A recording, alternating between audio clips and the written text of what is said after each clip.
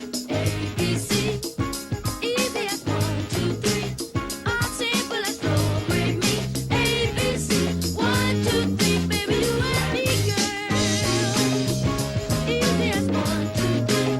All simple as flow, bring me. ABC, 1, 2, 3, baby, you and me, girl. 1972 to 1975, the Whitlam era. In 1972, Gough Whitlam's Labour government came to power. His range of radical reforms appealed to the millions of baby boomers in 1975. John Kerr, the Governor-General, dismissed Prime Minister Gough Whitlam. The dismissal sparked widespread public outrage and became one of the most controversial events in Australian political history. Indigenous rights in the 1970s. Large proportion of Indigenous people lived in poor conditions throughout the 1970s. Indigenous rights campaigners did, however, make some major gains in their land rights struggle. In 1976, the Aboriginal Lands Rights Act was established. Women's rights and working conditions in the 1970s. Women's rights and wages were high on the public agenda throughout the 1970s. Women continued to challenge the traditional gender roles that confirmed them to work as childbearers and housewives, or kept them in routine, low-status positions.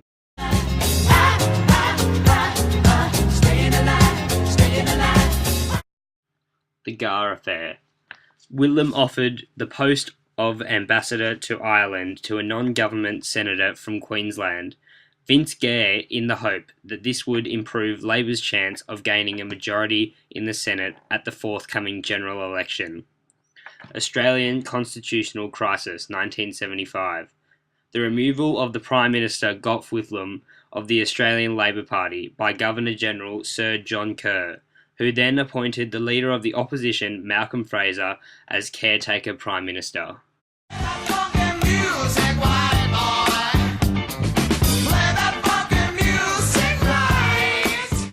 Coloured television was introduced to Australia in 1975. By 1978, it was estimated that around 7 in 10 Sydney households owned a coloured television set. Colour gave television programs a new appeal. Music programs, for example, were brighter and more exciting to watch. Australian radio in the 1970s. FM radio was introduced to Australia in the mid-1970s. It provided a higher quality broadcast than the current AM radio technology and created more space on the airwaves for new and more commercial stations. Welcome to the Hotel California. Significant Australians. In 1976, Elizabeth Evatt was appointed the first female Chief Judge of the Family Court. Pastor Doug Nichols became the first Aboriginal person to be knighted in 1976 and became Governor of South Australia. In July 1971, Yvonne Goolagong won the women's title at Wimbledon.